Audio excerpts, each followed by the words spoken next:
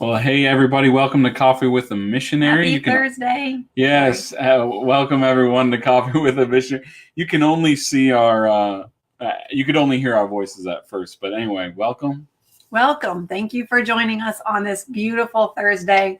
At least it's beautiful here in New Jersey. That's right. We're so excited to be talking.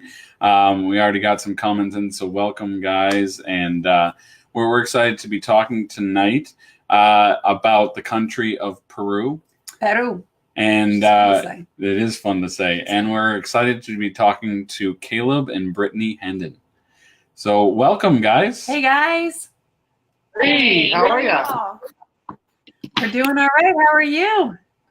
And who's this wonderful addition we have? This is Emma. This is Emma. And Isabella coming. She had to pick her baby up. Hi, Isabella. Hi, Isabella. So as I'm sure any viewers that are watching right now must think, surely they're twins, right? So you're going to have to divulge a little bit into your family life. Why don't you guys introduce yourself? Tell us who you are, about your kids. Hola. Well, we are Caleb and Brittany Hendon. This is Emma and Isabella. Emma is 2 and Isabella is 1. She was actually born in Costa Rica. She's a little tica while we're in language school. And we are here and she is singing. We are here in the jungles of Peru in Yurimaguas. That's amazing. That's amazing. You need to give her a mic.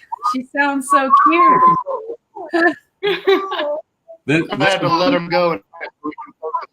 We love having the MAs involved in there with us. MKs, not MAs. But anyway, so you guys are in Yurimaguas, Peru. You're in Peru. And so, this is Coffee with the Missionary, and we've kind of been delinquent on our talking about coffee. But so before we came on, I asked Brittany, I said, what is your favorite coffee brand from Peru? So share a little bit about, coffee in Peru for you, Brittany. All right. Well, I've only ever bought one kind of coffee here in Peru, other than Dunkin' Donuts in Lima. Guilty. But it's called Alto Mayo, and that's actually what I'm drinking right now in my wonderful LAC UPG mug. Okay. Whoa, that is awesome. See, now we're jealous. So we got fancy mugs. That is amazing. But, typical coffee. To me, I still put sugar and cream in it. Are you like a coffee person? Do you just enjoy, how would you rate yourself as a coffee person?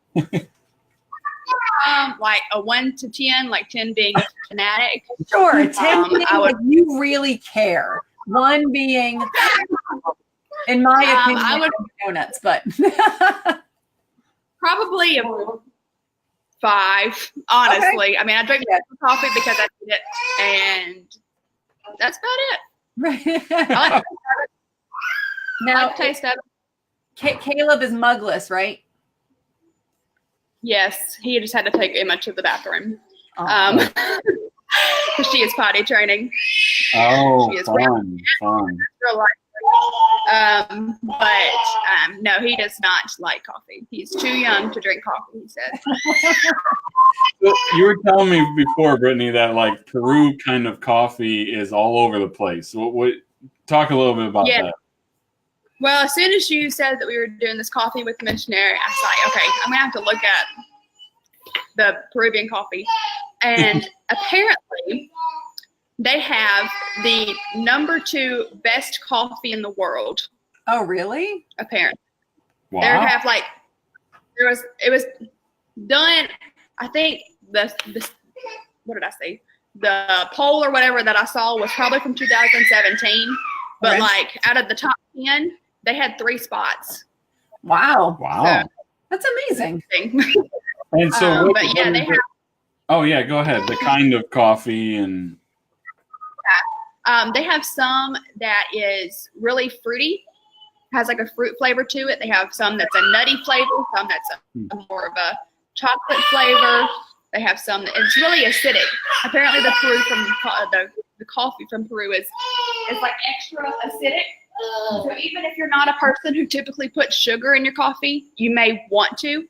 Interesting. Wow. For the Peruvian coffee. Yeah. So is it dark? Most of the roasts I found were medium, but they do have some that are dark. Okay.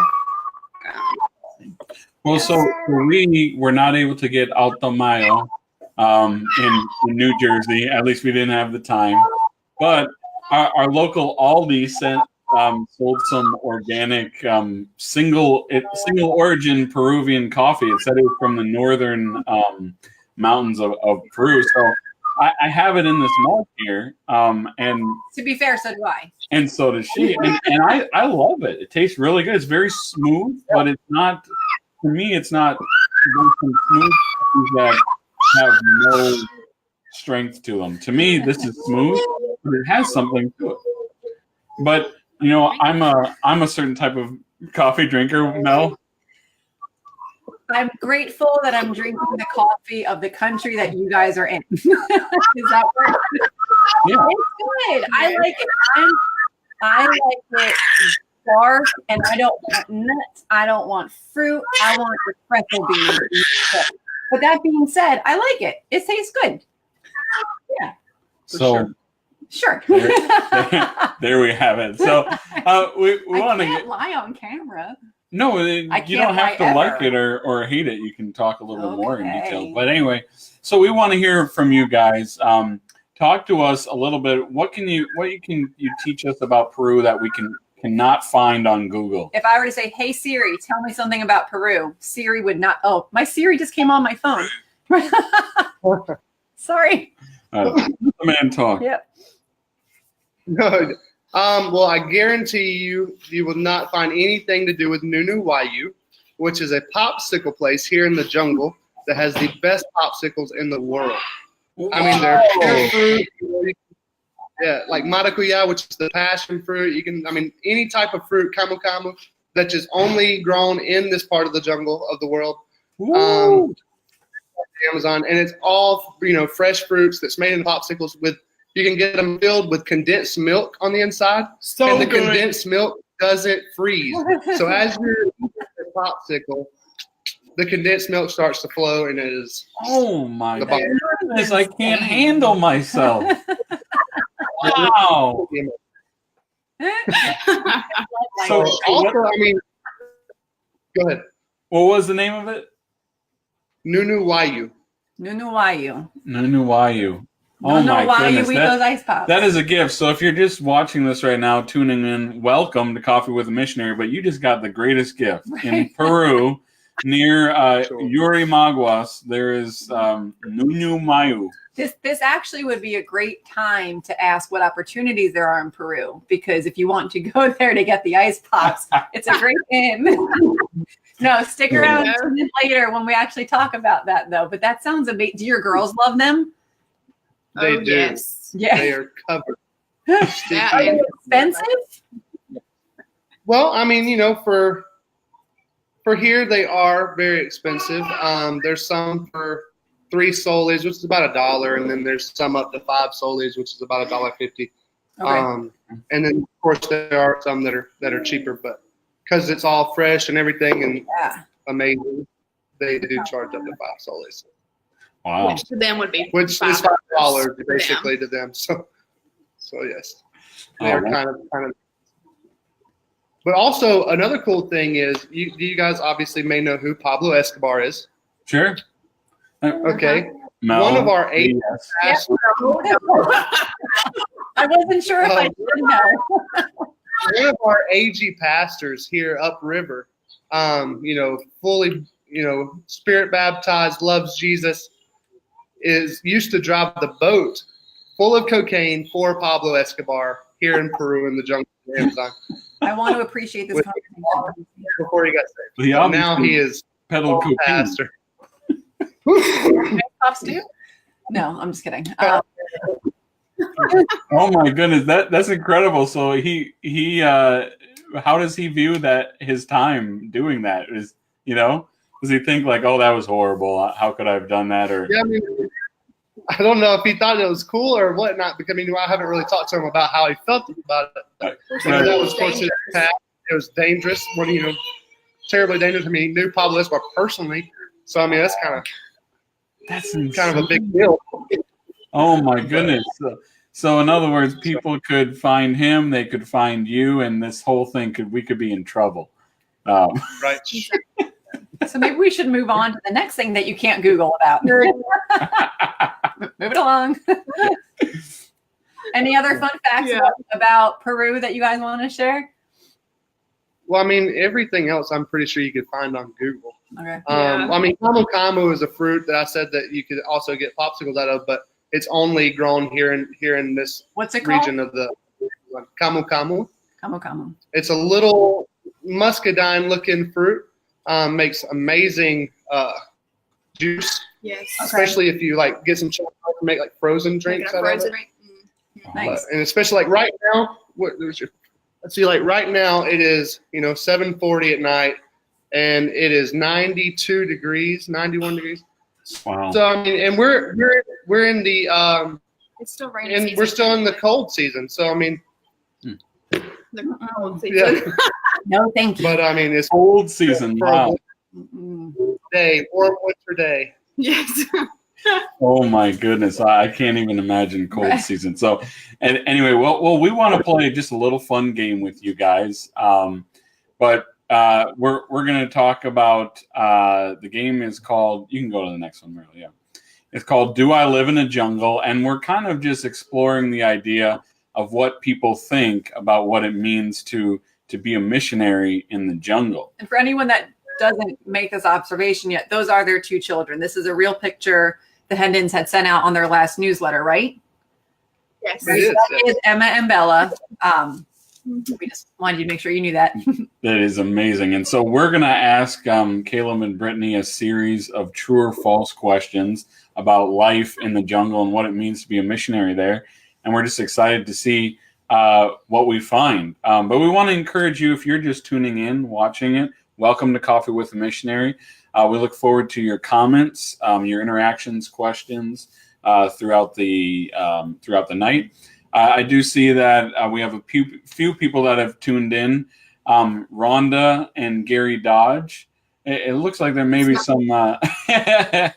You need Grandma and Papa to babysit right now. And Jessica Grace Wolf said, "I want one of those mugs." She was talking about your guys' mug. Yes. Oh yeah. It's so awesome. cool. I love it. And we have a couple people. Karen Nelson says, "Go Peru."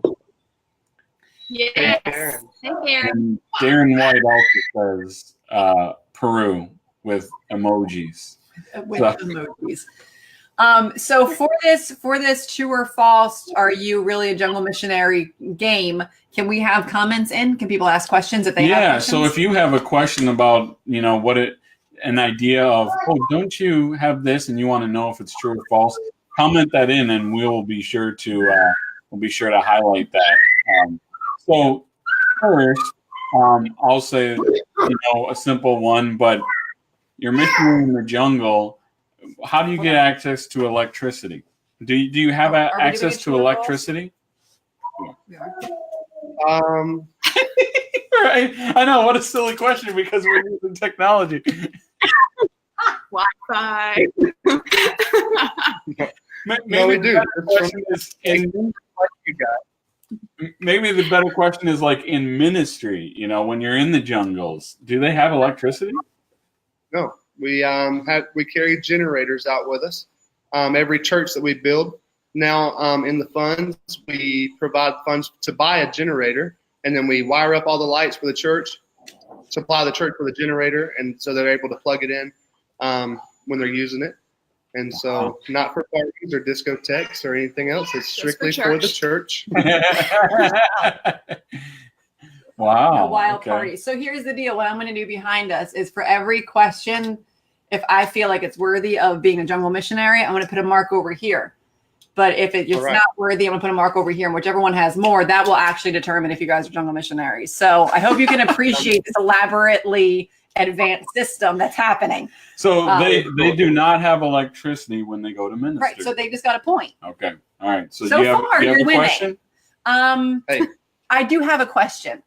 In your Or a every true or false? true or false question. Okay, true. You go to the bathroom in a toilet. True. Yes. Most Now, of it may not have a toilet seat lid on it. Almost none of them do. Oh. What do we feel about Well, that? Well, once again, when you're out in the jungles, when you're in them doing ministry, do you have a toilet? Well, I mean, if we're closer, like if we're somewhere, a village that we can drive to, and there's a schoolhouse or something, the government usually will put a toilet, bathroom in there. But if it's an interior jungle trip, of course, we're in Yurimaguas, we're at the end of the road. There's no more road into the jungle. So anywhere past here is feet, boat, or plane. That's period. That's it. Wow. And so once we go into the majority of the villages that we're into, it's find a tree and pop a Hold squat. on. So You guys are totally crushing this. We do have a Karen Nelson has a. I guess. Let's see, how can we make this true or false? True. Well, what do you think it is? True or false? Oh, you're asking my Yeah, opinion? and then we got. Well, I call my son a monkey. Well, I guess sometimes, so true I or don't know. false. You guys have a pet monkey. True or false? Ew, no. we do not. We have had ample opportunity to have a pet monkey, but we have declined on those offers.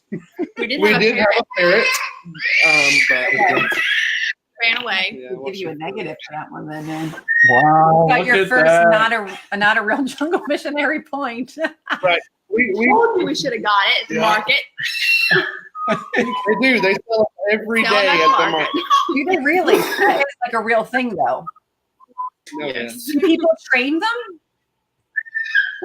no, I mean, people have them for years, so some of them are quite safe. But Okay. as far as training them to sit and stay and roll over, And not probably throw poop. Probably not. Yeah. Okay. That's the reason I have not purchased one. Yeah. Is the poop throw and You got enough babies throwing food. exactly. Yep.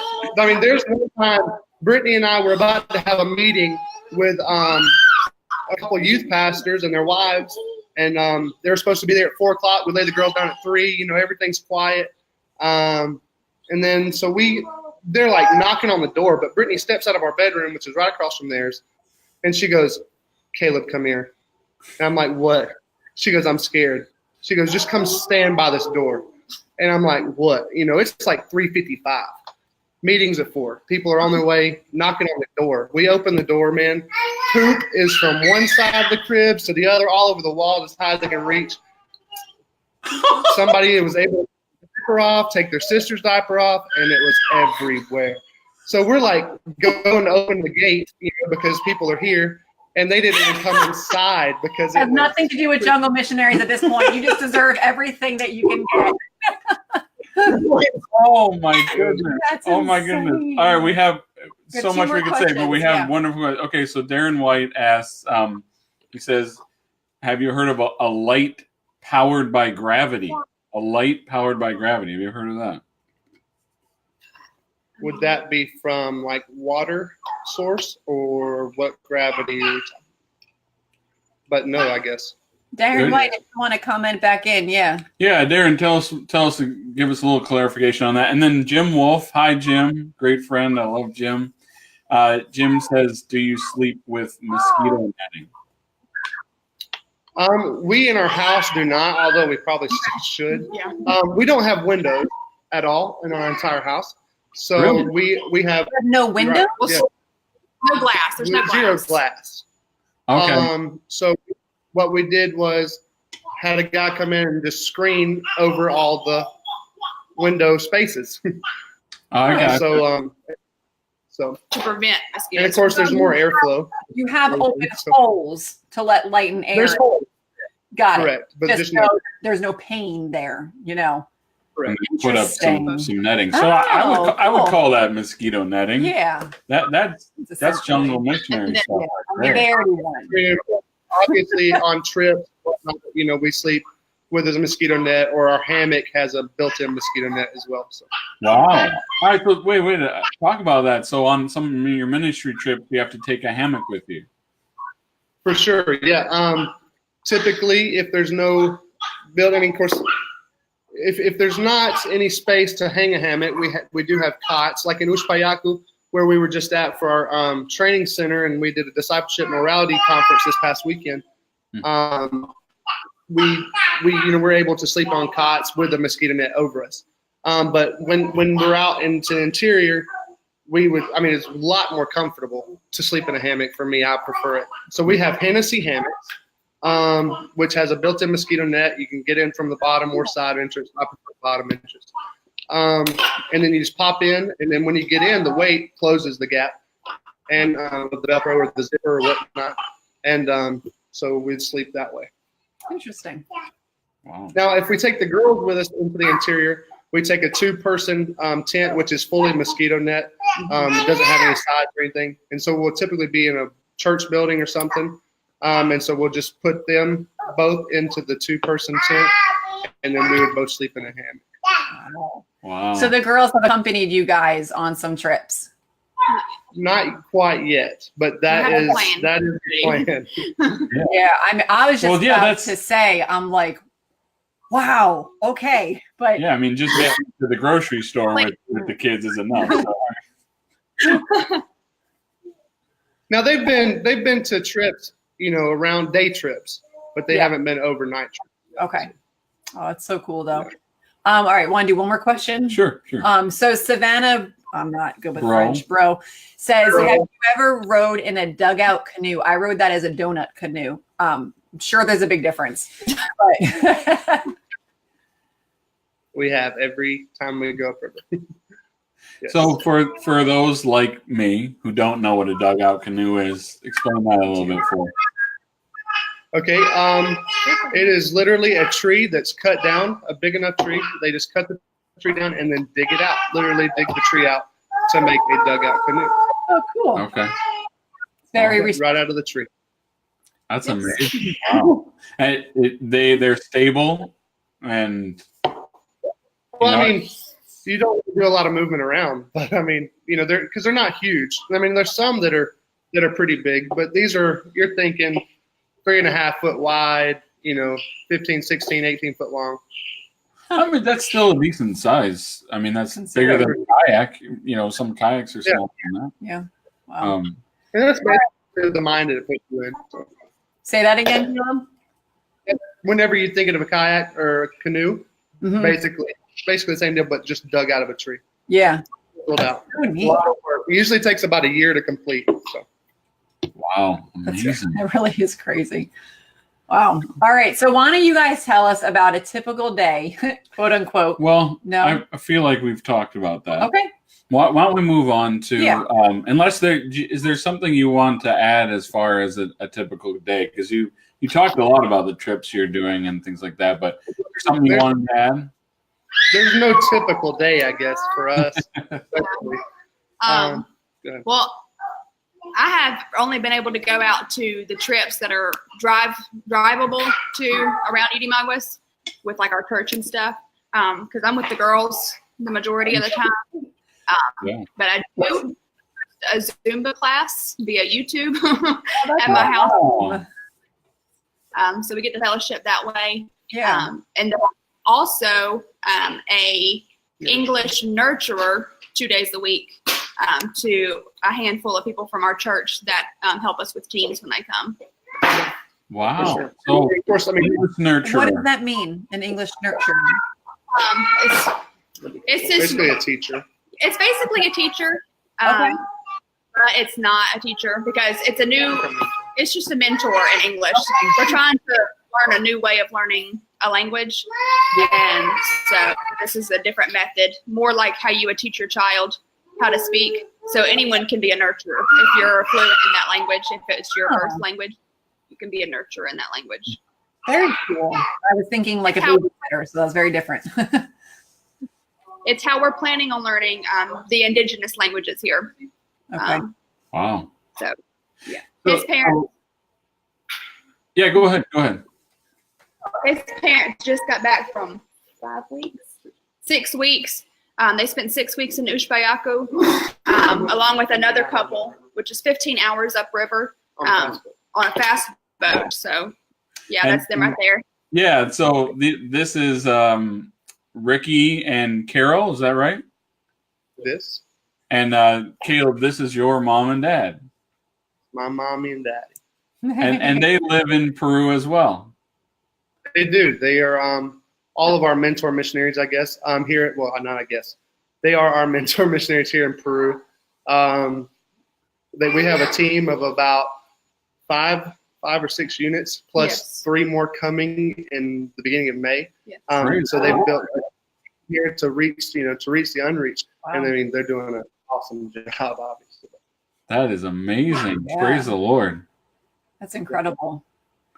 Um, Hold on. Sorry.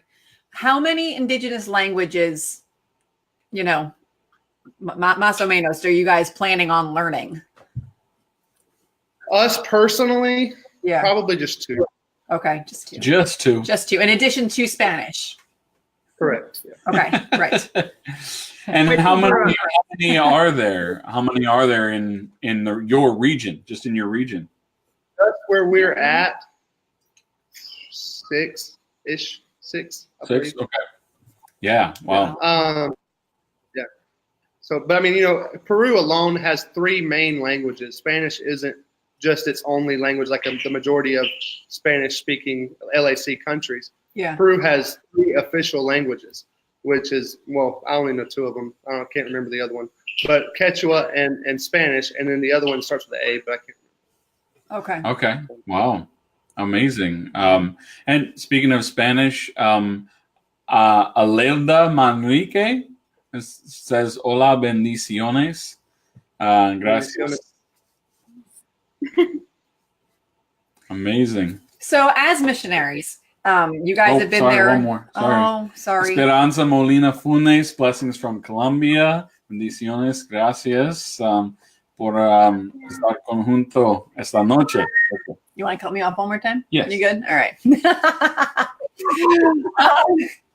So as missionaries, what does missions mean to you guys, being that you're on the field? I could obviously keep explaining the question, which is a very bad habit of mine. So I'm just going to stop talking and let you talk. Okay. To me, missions is showing and sharing the love of Christ in everything that you do to reach those who have no clue who He is. I mean, it's a constant. There's no off switch. You're always a missionary, and in everything that you do in every setting, whether you're at the market, go to the pool for a kid's birthday party, or you're in your own home when you have some friends over, you're the missionaries. Yeah, because I mean here especially, they don't call us brother or sister or pastor or anything. Even if we go get a haircut or anything, you're the missionary. Mm-hmm. And so I mean that's how they view you. That's how they see you. And so in ministry, anybody in ministry, pastors, whatever, there's always a light shone on them. So they have to live accordingly. They have to live a life that portrays Christ. And of course, that's everybody. All of our goals as Christians anyway, and to portray Christ in everything that we do. But there's bugs in here and that. But loving Christ and showing Him, all the time. And of course, I'm not trying to be superstitious, but making disciples is what we're called to do as Christians, not just missionaries. Right. And so, to train disciples and to help them understand and to learn how to make other disciples, that's the goal. So. That's really powerful, especially Brittany, just the whole idea of, no matter where you are, that's, you're the missionary. And I was just thinking like, that's should be as Christians, like, you go on vacation, you're still a Christian. You still need to love Jesus. You still need to act like it. But, hearing you say it out loud like that made me so tired and burnt out just thinking about it. But it's like, but no, that's how it should. I don't know. Like, do you guys feel like it's exhausting, or do you feel like, no, this is just what it is, and it's almost easier once you just do it, you know? I mean, it is something you have to do. I mean, it's got to be done. I mean, of course, it can be exhausting. Of course, you know, what is it? Your spiritual walk can get exhausting. But, I mean, that's God, you know, he renews us every day. And so, you know, at the end of the day, you're like, Lord, you know, or when you wake up in the morning, God, how can I, you know, re-energize, or how can I, you've got to help me. And it's only through the Holy Spirit that we're able to do that. Yeah. And so, yeah. For sure. How are you guys finding that you're able to refresh yourselves, you know, being away from family, being kind of on call all the time? What are some, I know you mentioned Zumba, you know, as one of your sources, but other, you know, and I'm not making, that's amazing. I love that you're intentional about doing that though. But like, are there other, you know, avenues that you guys have been able to go down, or, you know? For sure. I mean, personally, I mean, of course, I mean, I love to play soccer also with all the guys and pastors and everything around, but you know, that's weekly. But I think too, just getting alone time, even away from the family, even away from, you know, the team and whatnot, and just kind of going off and sitting somewhere by yourself with God and just kind of, you know, hashing it out, not really hashing out, but just talking to him and building your relationship. You know, because here, especially, everything's built up on religion, and we want to be the exact opposite of the Catholic Church, and anything that they do, you know, we don't want anything to do with it or whatnot. And so, you know, and that's the biggest struggle we have is religion here in Yurimaguas, in our city. And so, and just trying to show people that the importance of a relationship. And I try to explain them the best I can through our relationship. I'm like, for me to have had a relationship, to win her over, I had to, you know, pursue her, find out what she liked, find out what she, and then go from there. So the same thing with us with Christ. We have to get in his word. You know, he tells us everything we need to know and do. And so get in there and just talk to him, to have a relationship with our Father, and to talk to him like we know him, you know, and to have a relationship. So I think just to getting alone and having that alone time with him, it definitely is, for me anyways, helps us regenerate. That's amazing. Yeah, it's amazing. Just a reminder the chaos of the Bible. But going out. I guess at this point you're like, hey, we've already had an entire room filled as high as they can go with food. So, what else can happen? No, I think I love hearing you guys talk, because it's so you say it so matter of factly, and it is, you know, and just you guys are just dropping truth bombs, just breathing what you're. I love hearing your hearts and your ideas, and just how naturally it seems to be flowing from the both of you. It's really encouraging to see, you know, and in the midst of like a really hard season of life, like we understand, we have 2 young kids and you guys have 2 younger ones, and they're very close to, like, you're not living in an easy lifestyle right now. It's fulfilling. It's amazing. But like, I feel like the passion that God has given you guys is just, it's really refreshing, you know, seeing your family unit do it together. Like, that's awesome. Yeah, and it does. It takes a team. You know, it takes a village. So, so we have some pictures here, and why don't you just, they look like ministry settings. So why don't you just kind of explain to us what's going on in these pictures? Right here, actually, Brittany would be better. Come, just bring her over here. But what's going on behind the scenes right here? Sissy, oh yeah. Just tell them what's going on behind the scenes, and then just tell them. We did here. Okay. So this is a picture of we went out to a village, that one of the ones that's driving distance. It's about 2 hours from here in Yurimaguas, but it's still driving distance. 2 hours. So when you broke, I broke. Anyway, we went out to this village to install water filters. Okay. So it's like a bucket system. We had 2 buckets, one that they fill with their river water, And then there's a filter that connects to another bucket, and that they use that bucket to fill whatever they need. That's the water they use in the second bucket. So we had went to this village to install water filters and to preach a message about the woman at the well. So all of the village got to hear that. Mostly only the men understood because the women don't even speak Spanish, and they are 2 hours from the big city, not the big city, but of Yurimaguas. Wow. And, so they understood enough to get it. But then we did a ministry with the kids specifically because they don't want to sit around while men are just installing water filters in their homes. I mean, that's boring. So we did a little lesson with them, little Bible story, and then they did a coloring activity, and then in this picture we're doing song and dance. So Wow. That's so neat. we were doing a whole bunch of stuff in one day. Right. Yeah. Yeah, I love that. Is there another picture there too, or I don't even know? Nope, that's okay. But no, that's incredible. I love the story of the woman at the well. Like that's so powerful. Just the story. So I know that's another aspect of missionary life, specifically working with unreached groups, is storying or oral culture. Can you explain a little bit of that for people who might not know what that is? Well, we actually just got back, all the guys from Ushpayacu, which, like Brittany said, is about 15 hours upriver from here, from Yurimaguas. And it's a fishing village out in the interior. On a lancha, it takes about 4 days to get there from here. So, I mean, on fast boat, we're booking it, 15 hours to get there. And so, and the reason we built the training center, my dad built the training center out that far out, is because it's so hard to get people from all over Loreto. That's the province that we live in, The biggest one, which is the biggest province in all of Peru. That's mostly jungle. And it's just jungle. So it's from getting people all over, the Kandoshi, the Ashwar, the Quechua people, down to Yurimaguas would be super hard. So we put it right smack dab in the middle of the jungle so we can get people there and help them get back.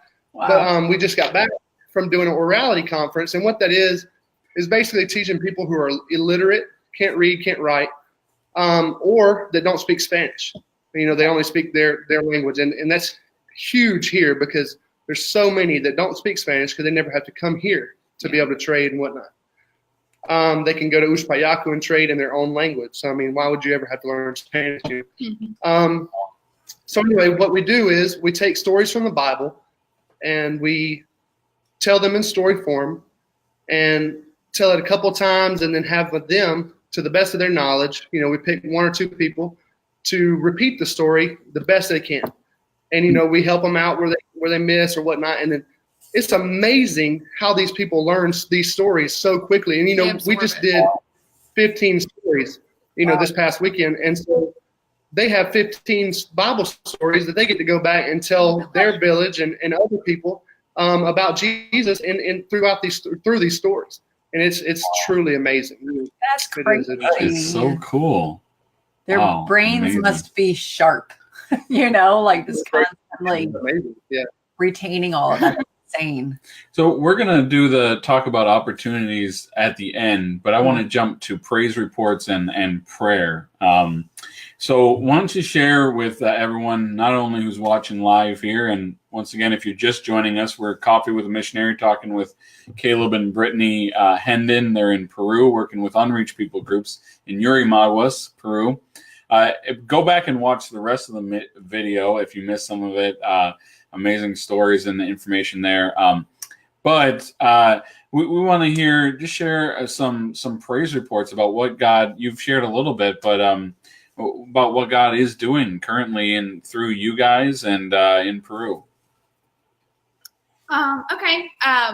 The main one that comes to mind at the moment is, what was it? About a month ago, probably. You were sharing. He was preaching on a Sunday at our church here in Yurimaguas. He usually does about once a month or once every couple months, depending. and he had his sermon ready. He'd been practicing all week, knew exactly what he was going to preach on. And we're worshiping that evening because we only have church at night. We have church at 7:30. And we were in the middle of worship, and he felt God say that he needed to preach about the baptism of the Holy Spirit, which is much needed here in Yurimaguas. A majority of the leaders are not even baptized in the Holy Spirit, let alone the congregation. So the entire service completely changed direction. We ended up having a time of prayer pretty much the entire service.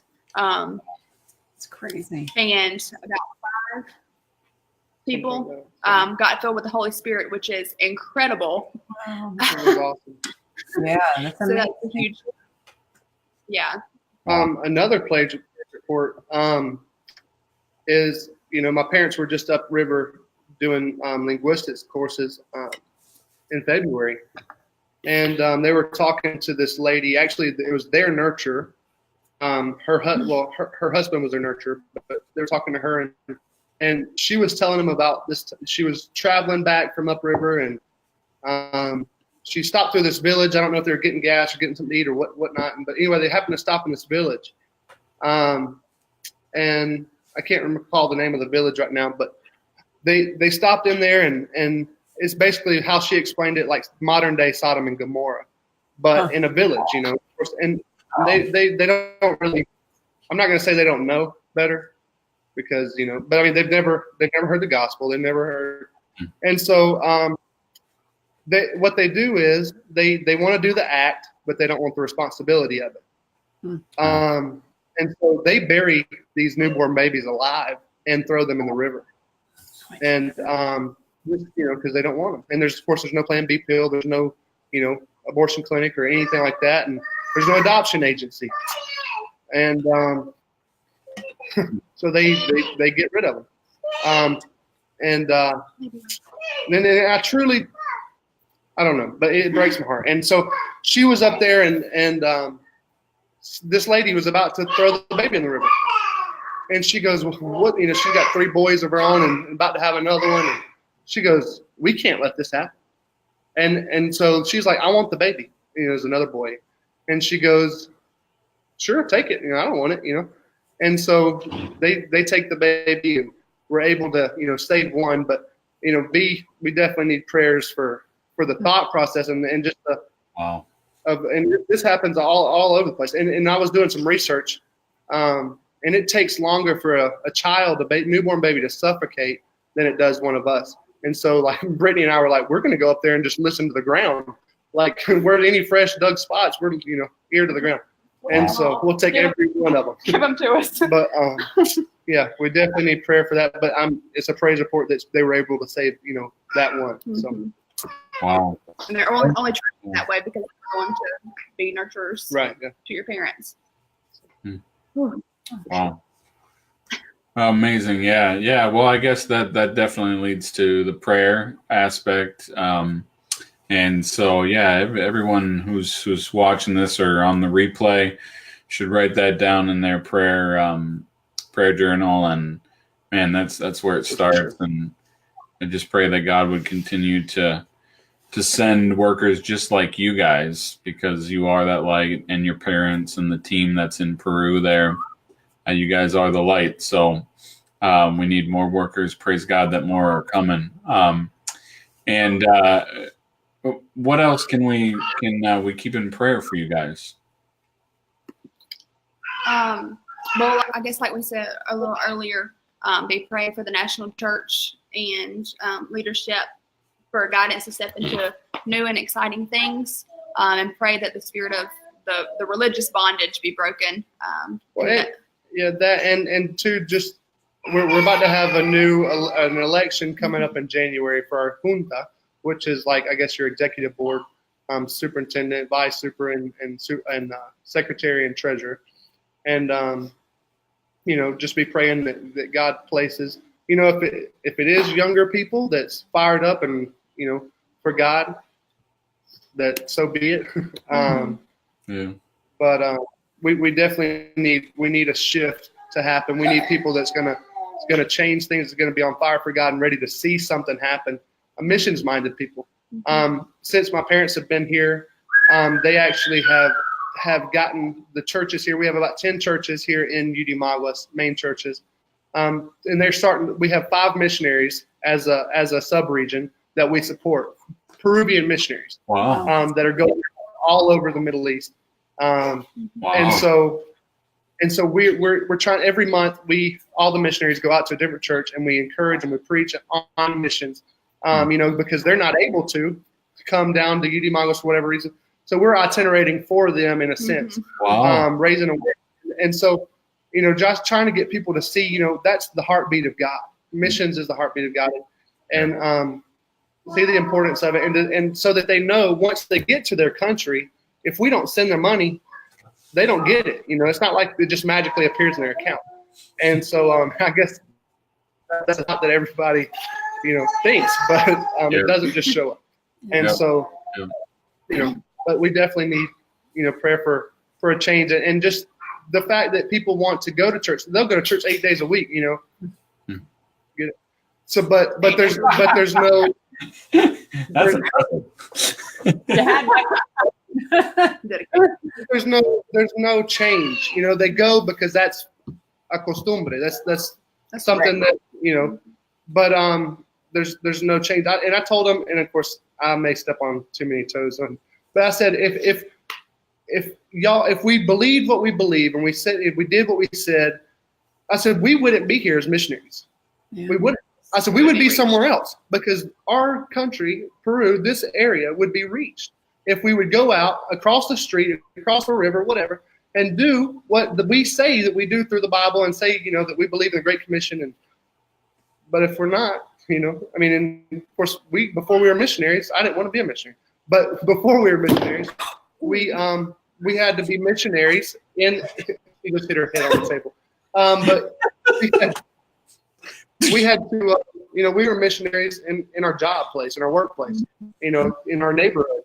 And so it doesn't just start in a foreign country. It starts where you're at in Jerusalem. Yeah. That is so good. That is so good. Thank you, guys. I want to get to the comments. Back down to Ebenezer Pentecostal Temple. They said, God bless you. Dios le bendiga.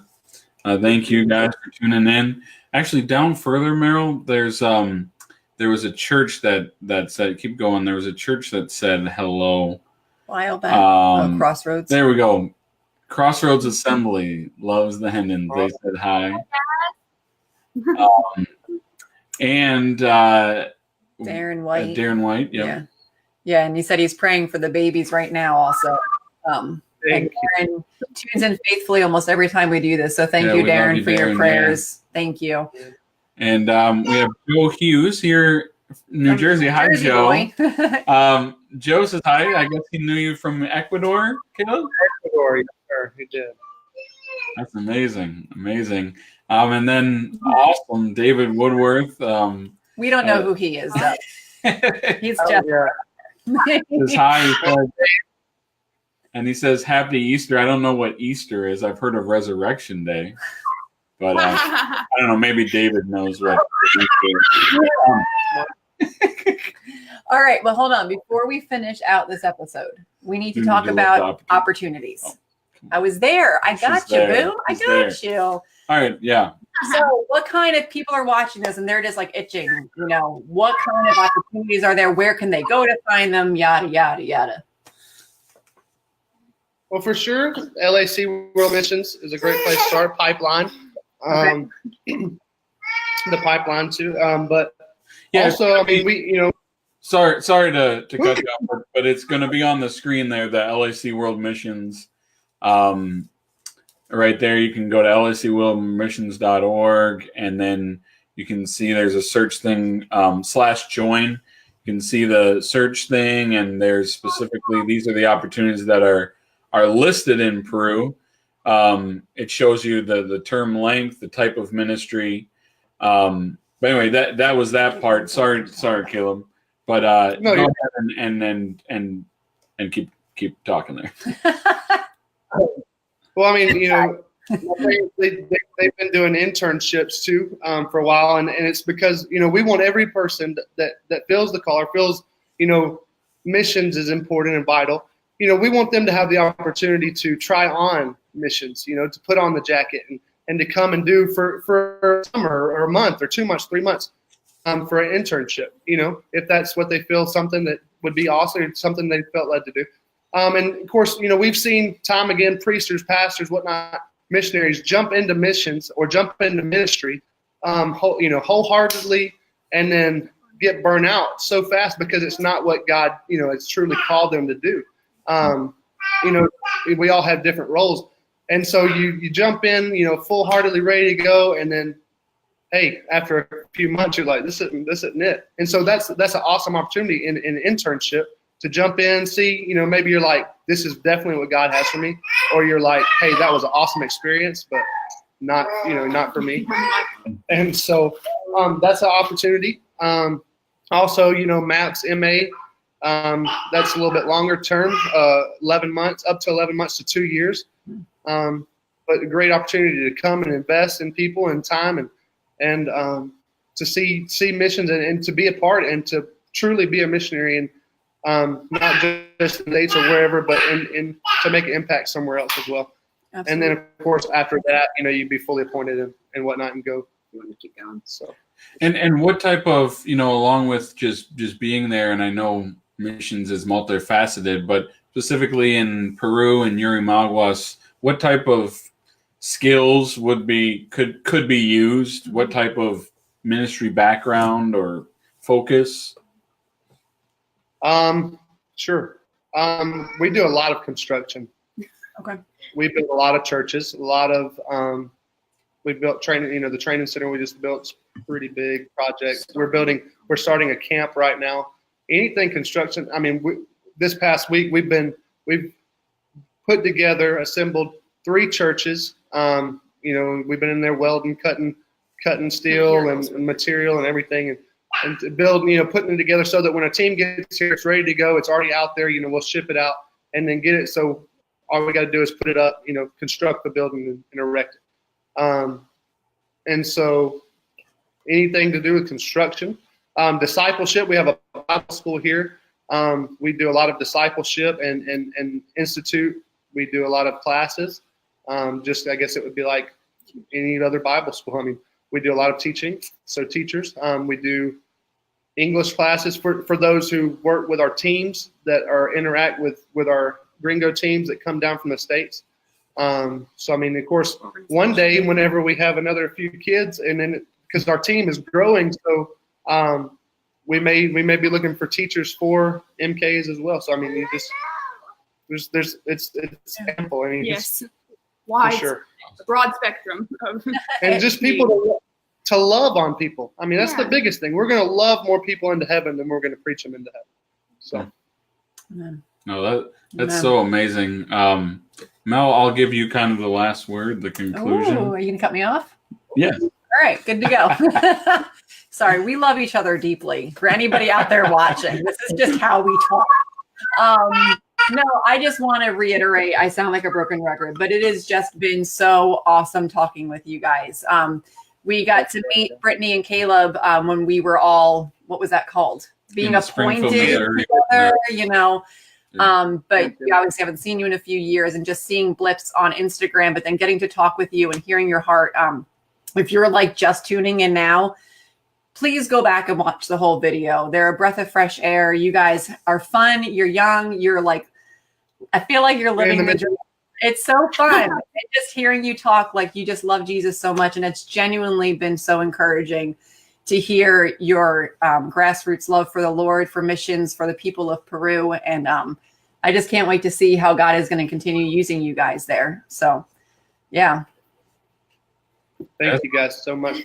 God bless you guys, and thank you everyone for tuning in to Coffee with a Missionary, and we hope to see you next time. Yeah.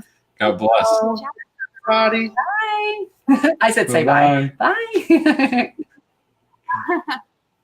Sissy, say bye. She's so cute. Yeah, you hit it again. Yeah. Ciao.